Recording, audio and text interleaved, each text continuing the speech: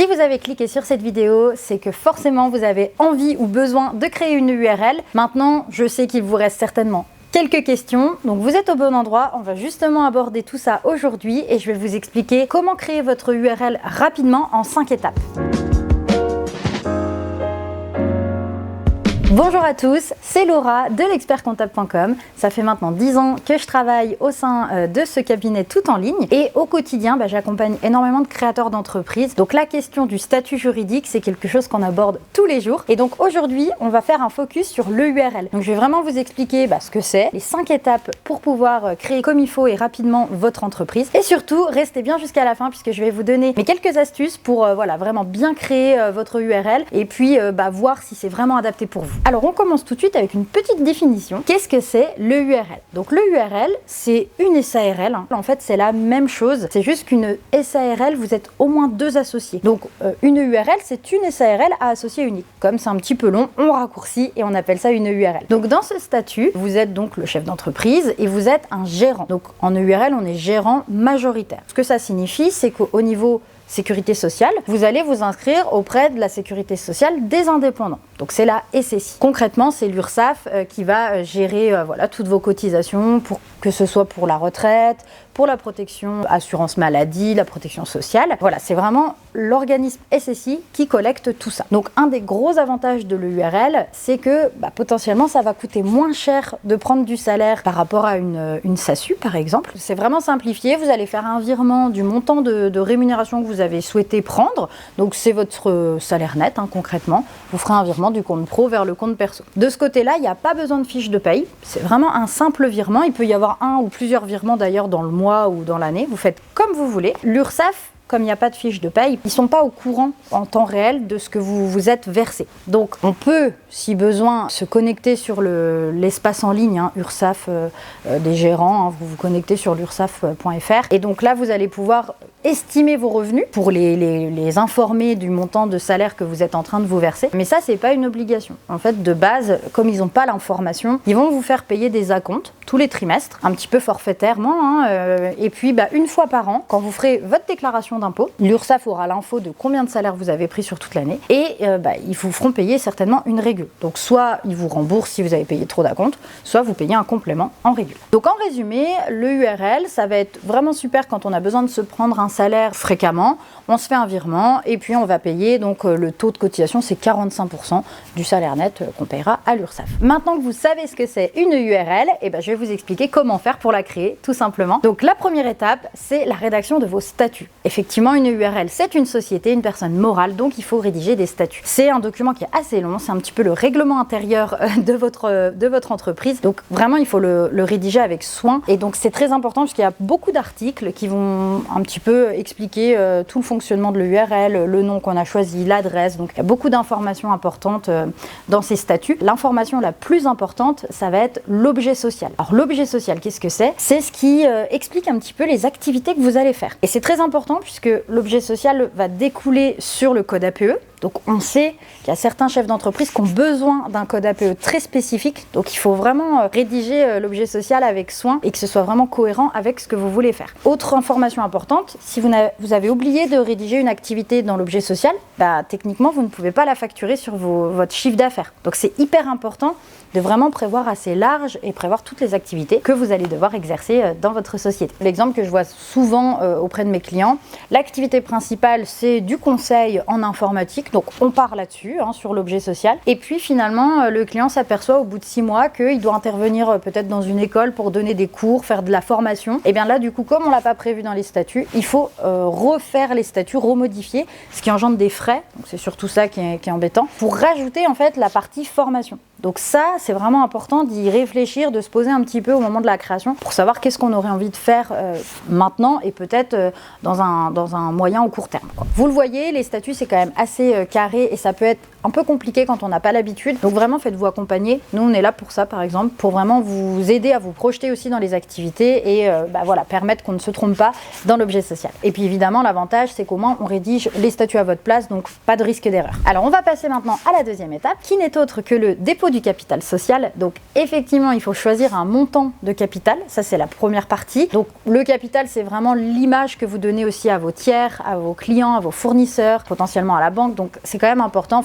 On peut créer une URL à partir de 1 euro de capital, mais voilà, il faut quand même peser le pour et le contre. Voilà, une fois que vous avez trouvé le montant de votre capital, il faut le déposer. Et donc là, il faut qu'on récupère en fait une attestation de dépôt de capital. Alors, vous allez me dire, mais Laura, je le dépose où, mon capital? Il y a plusieurs solutions. En général, vous pouvez déposer par exemple à la banque, mais c'est un compte bancaire spécifique. C'est-à-dire que la banque, il faut déjà prendre rendez-vous avec la banque, et qu'elle vous ouvre un compte bancaire vraiment spécial pour le dépôt du capital. Et une fois que tout sera fini, ils vous ouvriront le vrai compte bancaire définitif. Bon, la banque, ça peut coûter un peu plus cher, ça peut être long le temps d'avoir un rendez-vous. Donc nous, pour gagner du temps par exemple au niveau du cabinet, on travaille avec un notaire. Et là, c'est beaucoup plus facile. Le client fait un virement sur le RIB du notaire, c'est bloqué auprès de la Caisse des dépôts. Et une fois que la société sera créée, vous pourrez bien sûr ouvrir le compte bancaire et récupérer votre capital dessus. Moi, c'est mon conseil que je peux vous donner, c'est pour accélérer un petit peu la création de l'entreprise, pourquoi pas passer plutôt avec un notaire, voilà, dans le but de gagner du temps, tout simplement. La troisième étape, eh bien, il va falloir rédiger une annonce légale. En fait, quand on crée une société et notamment quand on crée une URL, il faut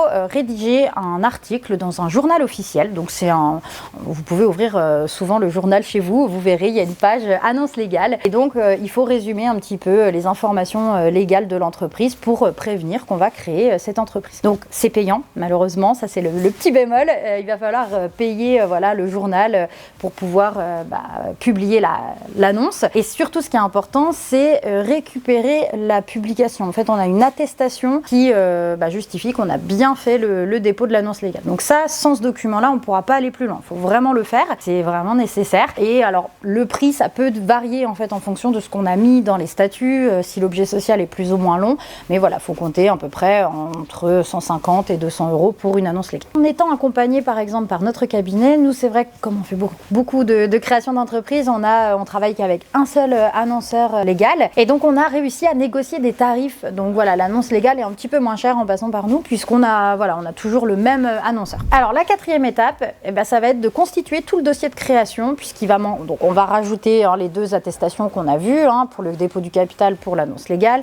On aura les statuts avec, mais voilà, il faut encore compléter le dossier. Donc, il reste quelques attestations, quelques documents à joindre. Donc, on a notamment l'attestation de non-condamnation pour attester sur l'honneur que vous n'avez pas une interdiction de gérance. Il faut aussi compléter le M0, le CERFA M0. Alors, ce document, en général, c'est à cette étape-là que vous nous contactez parce que ça devient compliqué. Donc, le M0, c'est le CERFA qui permet de renseigner toutes les informations fiscales de votre entreprise. Et donc, vous l'avez compris, ce document sera adressé aux impôts. Donc, tout l'intérêt de vraiment bien le compléter, ne pas faire d'erreur, puisque là, il va falloir dire est-ce que le URL, on la met à l'IR, à l'IS, voilà, est-ce qu'on va la mettre en BIC, en BNC, enfin, il y a pas mal d'informations vraiment très techniques. Il faut notamment aussi choisir le régime de TVA. Donc là, vous voyez, ça reste vraiment du comptable, fiscal et comptable. Donc, quand on n'est pas du métier, c'est là où ça commence à être compliqué. Donc, évidemment, nous, on s'en occupera pour vous si vous nous confiez la création de votre entreprise. Donc, il faut mettre ce CERFA-là. Et le deuxième CERFA hyper important en EURL, c'est le CERFA TNS. Là, pour le coup,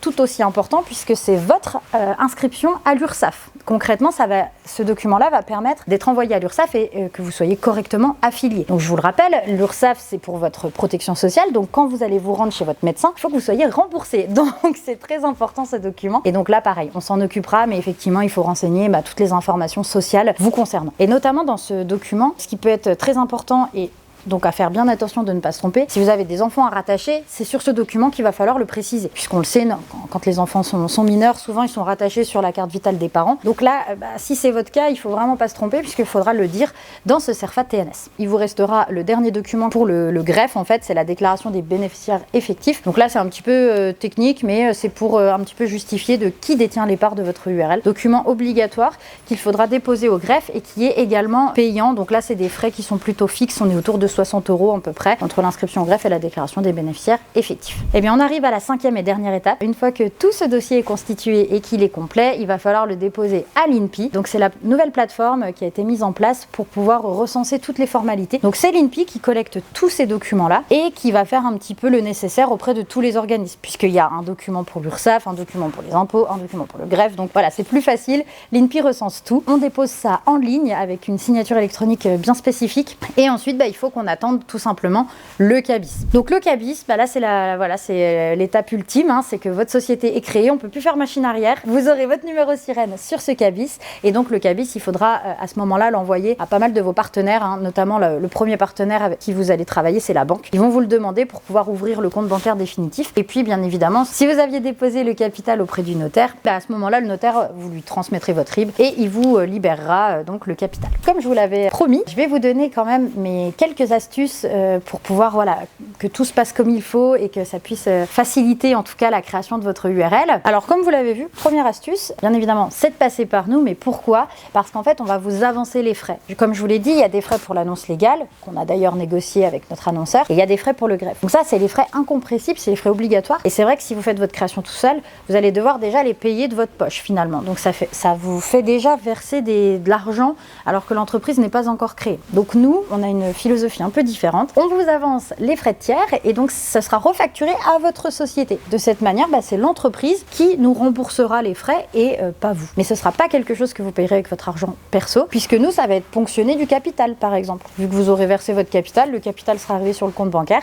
Donc ça nous permettra de payer les frais de tiers. Deuxième astuce, en passant par nous, le plus important, c'est surtout qu'on va vous conseiller. Puisque le URL, c'est un statut qui effectivement réduit un petit peu les frais au niveau de la protection sociale. Ça coûte un peu moins cher de prendre du salaire sur une URL. Maintenant, il faut quand même peser le pour et le contre, puisqu'il y a certains clients pour qui c'est vraiment pas du tout intéressant d'être en URL. Le URL, comme on paye un peu moins cher, forcément on est un peu moins bien couvert, par exemple qu'une SASU, par rapport à une SASU. Et donc nous, on va vraiment essayer de creuser pour voir si tout est OK pour vous. C'est-à-dire qu'en URL, on va être peut-être un peu moins bien protégé. Donc pour pallier à ça, le conseil hyper important, c'est de mettre en place des contrats complémentaires. Donc c'est d'aller voir une compagnie d'assurance, par exemple, pour lui demander un bon contrat mutuel, un contrat de prévoyance, pourquoi pas un contrat de retraite, pour pouvoir un petit peu rattraper la perte de couverture qu'on avait. Ces compagnies d'assurance vous font remplir un questionnaire de santé. Et donc c'est là où il faut vraiment bien être accompagné, parce que si vous avez déjà créé le URL et qu'on s'en rend compte trop tard, malheureusement, on va être coincé. Donc nous, on est là pour justement creuser un petit peu, voir s'il n'y a pas eu d'antécédents médicaux qui pourraient porter préjudice à ces contrats-là, parce que malheureusement, les assureurs soit peuvent refuser de vous couvrir ou alors vous faire payer beaucoup plus cher. Donc nous, on est là aussi pour faire des simulations avant la création et pour vraiment être sûr que ce statut soit fait pour vous. Vous le voyez, il y a plusieurs aspects quand on crée une URL et ça suscite beaucoup de questions. Donc si vous voulez qu'on vous accompagne et qu'on vous aide à créer votre URL, c'est très simple, vous cliquez dans le lien qui est sous cette vidéo dans la description et nous on va vous recontacter dans les 5 minutes pour pouvoir justement vous mettre en relation avec un membre de l'équipe qui vous posera toutes les bonnes questions et qui sera à vos côtés pour créer le URL. Et bien voilà, c'est déjà la fin de cette vidéo. Un grand merci d'être resté jusqu'au bout. Je vous invite fortement à liker la vidéo et bien sûr à vous abonner à notre chaîne l'expertcomptable.com puisqu'il y a plein de vidéos qui arrivent, donc ça serait dommage de les manquer. Merci à tous et je vous souhaite une belle journée.